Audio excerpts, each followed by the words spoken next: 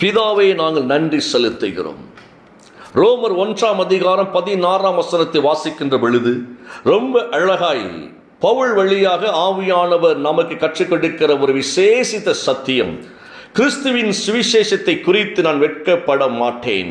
முன்பு யூதரிலும் பின்பு கிரேக்கரிலும் விசுவாசிக்கிறவன் எவனோ அவனுக்கு ரட்சிப்பு உண்டாவதற்கு அது தேவ பலனாய் இருக்கிறது. நற்செய்தியை முன்னிட்டு நான் வெட்கப்பட மாட்டேன், ஏனெனில் அதுவே கடவுளின் மீட்பளிக்கும் வல்லமையாய் இருக்கிறது. முதலில் யூதருக்கும் அடுத்து கிரேக்கருக்கும், அதாவது நற்செய்தியை நம்பும் ஒவ்வொருவருக்கும் அந்த மீட்பு உண்டாகிறதா இருக்கிறது என்று சொல்லி பவுல் ரொம்ப அழகாய் சுவிசேஷம் என்றால் என்ன, சுவிசேஷம் என்ன செய்கிறது என்பதை அழகாய் வெளிப்படுத்துவதை நாம் பார்க்க முடிகிறது. எனக்கு அருமையான தேவ பிள்ளைகளே, ஒவ்வொரு நாட்களும் இந்த காலை வேளையில நாம் ஆண்டவரின் சுவிசேஷத்தை கேட்கும்படியாக, கர்த்தரின் நன்மைகளை நாம் கண்டு உணரும்படியாக தேவனாய் கர்த்தர் நம்மோடு பேசிக் கொண்டிருக்கிறார், அற்புதங்களை செய்து கொண்டிருக்கிறார் என்பதை எல்லாம் ஒவ்வொரு நாளும் அறிந்து கொள்ளுகிறோம், அனுபவித்துக் கொண்டிருக்கிறோம். ஆனால் இங்கு பவுல் ரொம்ப அழகாய் சொல்லுகிறார், சுவிசேஷத்தின் நிமித்தம் நான் வெட்கப்பட வேண்டிய அவசியமே இல்லை. சில நேரங்களில் நம்முடைய பிள்ளைகளை குறித்து ஒரு பாட்டு பாடுனா வெட்கமா இருக்கு பிரதர் அப்படிமாங்க. இல்லப்பா என் பையனை சொல்லுவான், எப்பா எனக்கு கொஞ்சம் ஒரு மாதிரி அப்படியே நர்வஸா இருக்குப்பா அப்படிமா.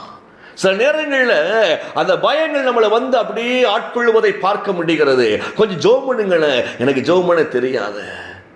ஏதாவது நீங்க ஆண்டவரை உயர்த்தி பேசுங்களோ, ஆண்டவரை புகழ்ந்து பாடுங்களேன், ஐயோ எனக்கு பயமா இருக்க அப்படின்னா பல நேரங்களில் இன்னும் பயப்படுகிற ஜனங்கள் அதிகரித்திருப்பதை பார்க்க முடிகிறது. தேவனுடைய சமூகத்தில் ஜெபிப்பதற்கு பயம், தேவனை அண்டிக் கொள்வதற்கு பயம். சிலர் சொல்லுவாங்க, நாங்கள் சுவிசேஷத்தை கேட்டு ஆண்டவருக்காக ஒப்படைக்கின்ற பொழுது பாடுகள் அல்லவா பெருகுகிறது என்கின்ற அந்த ஒரு காரியத்தை முன்வைத்து பின்வாங்கி போகிறவர்களும் இருக்கிறார்கள். நல்லா கவனித்துக் கொள்ளுங்க. ஆண்டவரை நெருங்கினால் எங்களுக்கு பாடுகள் வரும் என்று பயப்படுகிற ஒரு கூட்டம் இருக்கு. இன்னும் ஊழியக்காரங்கள் என்ன சொல்லுவாங்க அப்படின்னா, பேயை விரட்டணும்னா பேய் எங்க பின்னாலே எங்க வீட்டுக்கு வந்து எங்களை சோதிக்க அப்படிங்கிறாங்க. நாங்க ஜெபத்துக்கு போறோம் பிரதர், அங்க போய் எல்லா விதமான பிரச்சனைகள் ஜெபிக்கிறோம் பாருங்களேன், ஜெபித்து நாங்க வீட்டுக்கு வர பயங்கர போராட்டம், என்னன்னா அங்க இருக்கிற பேயில எங்க வீட்டுக்கு வந்துட்டு அப்படிங்கிறான் ஊழியக்காரர்.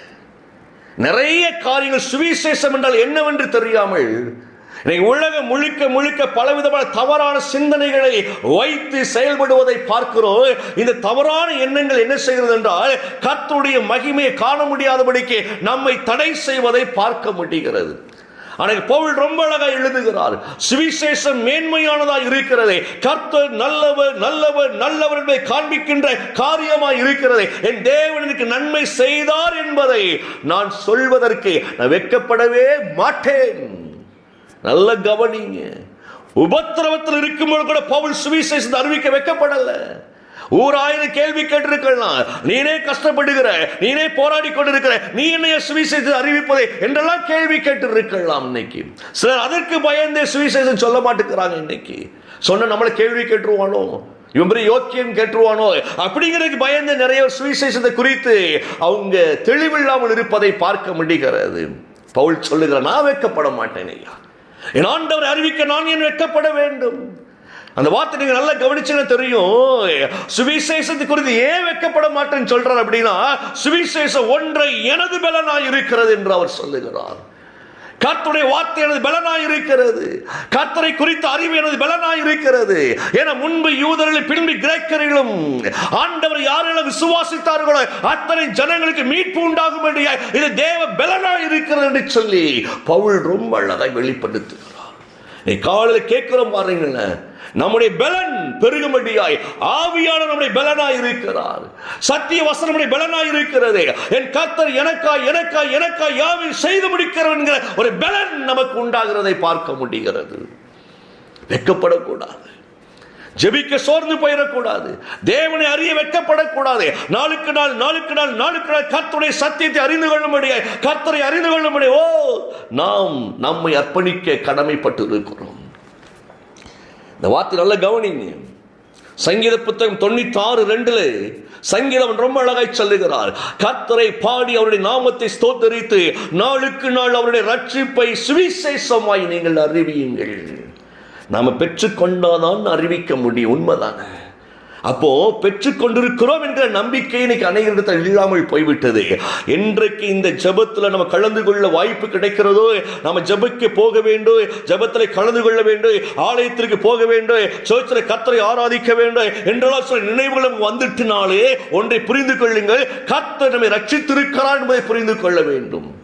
அவர் ரட்சிக்கப்பட்டவர்களுக்கு, ரட்சிப்பை அனுபவிக்கிறவர்களுக்கு நாள்தோறும் சுவிசேஷம் தேவையாய் இருக்கிறது. நாள்தோறும் சுவிசேஷம் பலனாய் இருக்கிறது. அவர்கள் உணரும்படியாய் அது தேவையாய் இருக்கிறது. இன்னைக்கு ரட்சிப்பை பெற்றுக்கொண்டோம் என்றால் நாளைக்கும் ரட்சிப்பினுடைய அனுபவத்தை தக்க வைத்துக் கொள்வதற்கு, ரட்சிப்பில் பெருகுவதற்கு கர்த்தருடைய சுவிசேஷம் நமக்கு தேவையாய் இருக்கிறபடினால நம்ம நாளைக்கும் சுவிசேஷத்தை அறிந்து கொள்ள வேண்டும், அறிவிக்க வேண்டும். நாளை மறுநாளும் சுவிசேஷத்தை அறிந்து கொள்ள வேண்டும், அறிவிக்க வேண்டும். உலகத்தில் முடிவு பரியந்தமும் சுவிசேஷத்தை அறியவும் வேண்டும், அறிவிக்கவும் வேண்டும். அதனால பேதுரு ஆண்டவர் ரொம்ப அழகாக சொன்னார், என்னிடத்தில் கற்றுக்கொள்ளுங்கள் அப்பா அப்படின்னு சொன்னார். எவ்வளவு பெரிய வார்த்தை பாருங்களேன். முதல்ல நீ ஸ்திரப்படு அப்படின்னார் பேதுருவை பார்த்து. நீ பலப்படு, உன் சகோதரரை ஸ்திரப்படுத்த வேண்டிய கட்டாயம் இருக்கிறது பிள்ளையேன்னு சொல்லி பேதுருவை பார்த்து பேசினார். நீ பலன் அடை, வருத்தப்பட்டு பால் சுமக்கிறவர்களை என்கிட்ட வாங்க, என்னிடத்தில் கற்றுக்கொள்ளுங்கள் சுவிசேஷத்தை, நீங்கள் பலனடையுங்கள், மற்றவர்களை பலப்படுத்துங்கள். நீங்களும் நானும் பலன் அடைந்து பலப்படுத்துவதற்காக அழைக்கப்பட்டு இருக்கிறோம். நம்ம யாருமே சாதாரண மனிதர்கள் அல்ல. தேவன் ஒவ்வொருவரையும் தமக்காய் தெரிந்து கொண்டிருக்கிறார். அவருக்காக வாழும்படியாய், அவரை அறிவிக்கும்படியாய் நாம் தெரிந்து கொள்ளப்பட்ட தேவ பிள்ளைகளாய் இருக்கிறபடியினால ஒரு நம்பிக்கையை நீங்கள் முழுக்க வையுங்கள். கர்த்தரின் சுவிசேஷம் எனது பலனாய் இருக்கிறபடியினால நான் சோர்ந்து போக மாட்டேன். இயேசு கிறிஸ்துவை குறித்து ரொம்ப அழகா இந்த வார்த்தை ரொம்ப காரியங்களை வெளிப்படுத்துவதை பார்க்க முடிகிறது. மத்தேயு சுவிசேஷம் 9:35 வாசிக்கின்ற பொழுது, இயேசு சகல பட்டணங்களையும் கிராமங்களையும் சுற்றி நடந்து ஜெப ஆலயங்களில் உபதேசித்து ராஜ்யத்தின் சுவிசேஷத்தை பிரசங்கித்து ஜனங்களுக்கு உண்டாயிருந்த சகல வியாதிகளையும் சகல நோய்களையும் நீக்கி அவர்களை குணமாக்கினார். எவ்வளவு பெரிய வார்த்தை பாருங்களேன். சுவிசேஷம் வியாதிகளை குணமாக்குகிறது. சுவிசேஷம் கட்டுகளை அறுக்கிறதா இருக்கிறது. சுவிசேஷம் தேவ பிள்ளைகளை பலனடை செய்கிறதா இருக்கிறது. யாரெல்லாம் சுவிசேஷத்தை விசுவாசிக்கிறார்களோ அவர்கள் தேவன் மத்தியிலே அவர்கள் பிரகாசிக்கிறவர்களாய் இருக்கிறார்கள். கர்த்தர் அவர்கள் கட்டுகளை அறுத்து பிரகாசிக்க பண்ணுகிறவராய் இருக்கிறார்.